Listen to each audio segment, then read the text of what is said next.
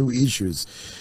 Are you still with Peter Obi? Do you hold similar notion, or what do you make of that kind of situation where he thinks what is going on in the Labour Party needed a firm and a very, very strong handling, but he didn't see that that Peter Obi was able to handle that situation the manner in which he did. Are you also disappointed with what is happening in the Labour Party?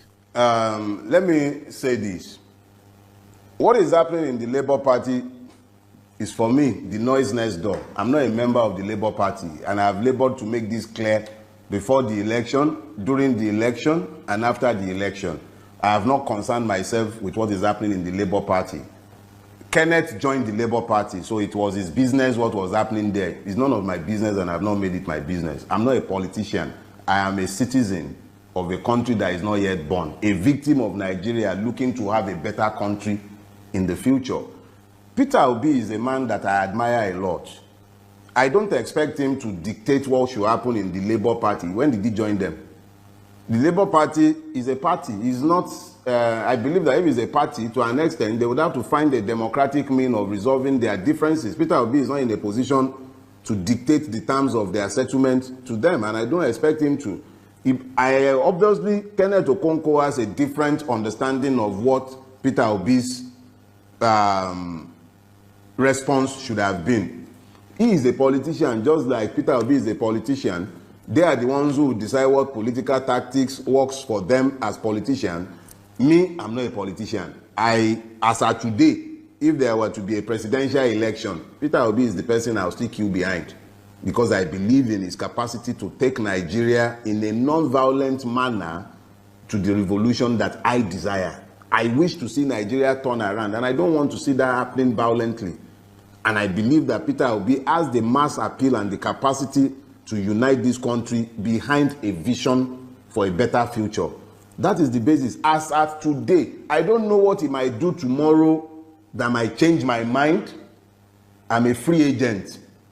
It might be that tomorrow he decides to align himself with persons that I do not believe I can work with, people that I believe cannot bring anything good to Nigeria. And on account of that, I might decide, okay, hasta la vista, we can't work together. But as of today, barring any dramatic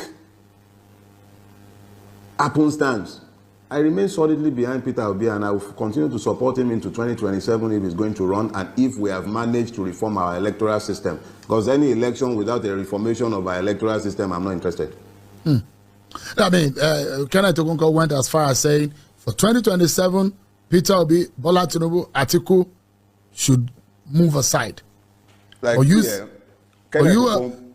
you are of the opinion that 2027, you are of the opinion that 2027, Peter Obi should realign or go back to the ring and see through his hat and run again for president. That's your opinion, and that's your stand, isn't it? Let me put it this way. Peter Obi did not lose the last election. Peter Obi won the last election. INEC and the judiciary performed their magic. 2027, there will be no election without a reformation of our electoral system. If the electoral system is not reformed to ensure that beavers and electronic transmission from the polling unit becomes compulsory, I would not even bother to participate in that election, because you can be sure that Tinubu was not in power, that ran and snatched and grabbed it, already has the 2027 election result written. A Tinubu that will be busy appointing weakest man as electoral commissioner, the most violent election rigger in Nigeria today, openly is Wike. That is the person whose proxy was being appointed as that's a weighty allegation. Electoral commissioner. That's a weighty allegation. I said it because he's on video. Now what I beg, she will stop being politically correct. There are multiple videos and audios of Wike enforcing his political will in Rivers State over and above the sovereign will of the people of that state. Violently too. So this is not, please, I don't do beer parlor talk. No, because and when you need to balance things, you can. Are you suggesting? Okay, so let's turn it into an argument. I am saying here, my name remains Nigeria Farotimi, and I am saying that there are more than enough material online showing Wike violently suppressing the right of the people of Rivers State to elect their chosen representatives. And I am saying that his personal aide, his person, has already been appointed a resident electoral commission since Tinubu came to power. So how can you be talking about a free and fair election in 2027 when it's already a fait accompli that without consequential amendment of the Electoral Act, without a consequential reformation of our judicial system, the same madness that took place in 2023 will repeat itself in 2027? If we do not tell ourselves these basic truths ahead of time, how can we even hope that anything will change? We have to be unapologetic and unrepentant in pushing the truth in their eyes. As I've told you, the truth is both a sword and a shield. I love wielding it as a sword and smashing them on the head with it, and I don't care for their feelings. I don't know how long any one of us is going to live. I'm not going to live my life kowtowing to the opinion, sentiments, or emotions of worthless human beings who have wrecked the life of thousands and millions by their actions and inactions. So we cannot be talking about an election in 2027 in the presence of the multiple madnesses that have remained with us, in the presence of a situation where a corrupt INEC chairman will open his mouth and blithely declare on national TV, go to court. We can't be having that and be talking about an election in 2027. We must at least be honest enough to tell ourselves what is in front of us.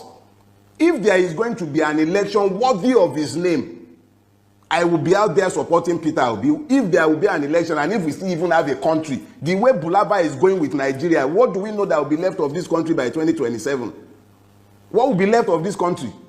An emir is being killed in his own domain after ransom war. And we are talking about 2027. An Oba was killed. 2 Obas, for instance, were killed in Ekiti for the other time. And we are still talking about 2027.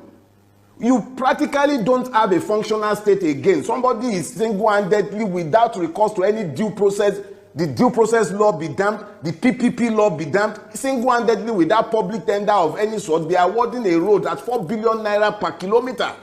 And you are still talking about a country. Why are we lying to ourselves? We must, even if they will not agree, we must be unapologetic in telling these truths. Whether we would have a country in 2027 is up in the air. Hunger has become a real issue. So, I mean, the government of the day will say, Mr. Farotimi, that they are making... Which government? The government that cannot even ensure that we have fuel.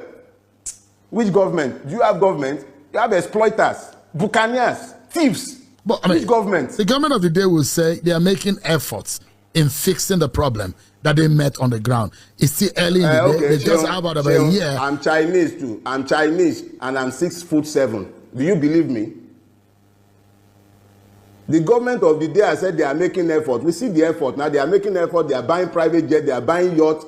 They are spending 21 billion to renovate. They are spending 90-something billion on Hajj. Is that the? And then they are falsely and fraudulently implementing Orosanye report. They are busy privatizing NNPC. We are busy refining in Malta and everywhere. We see the effort they are making. So I'm Chinese too, Sheung, and I'm 6'7". Do you believe me? So you don't see any good that this government has done since the last 1 year? Do you see it? No, I'm asking. Because I'm a journalist. I'm asking. I had no expectation of anything good from this government. Nobody steals power to benefit the people. It does not happen. I do not expect the mercies of a thief who has robbed me. I was not under any illusion whatsoever about this government. But when you say that the election was stolen, there are those who argue that the elections were fought. The candidate you're talking about came a distant third. The case went to court, and the first court of first instance went to the Supreme Court, and the court validated the outcome of the election as pronounced by INEC, and that the lawyers were unable to prove that the elections were rigged or fraught with irregularities. How then will you be able to say that the mandate was stolen? Sure. Let me say something, right? You know, the ICPC was set up by Obasanjo. ICPC said that as of 2018 to 2020, 9.45 billion was paid as bribes to lawyers, by lawyers to judges. I didn't say that. Justice Kayode just said judges are becoming billionaires because they are sitting on electoral tribunals. Nigeria Farotimi didn't say that. If you believe for 1 second that the Nigerian judiciary did justice in the 2023 election cycle, I have dollars to sell to you. Just bring money, let's go and buy chemical. What I will say to you is this, Sheon. Yorubas have a proverb. They say that two people cannot be equally fooled by a lie. If the person telling the lie is unaware that he is lying, the person being told the lie should know that a lie is being told. At least the person against whom the lie is being told should also be aware that a lie has been told against him.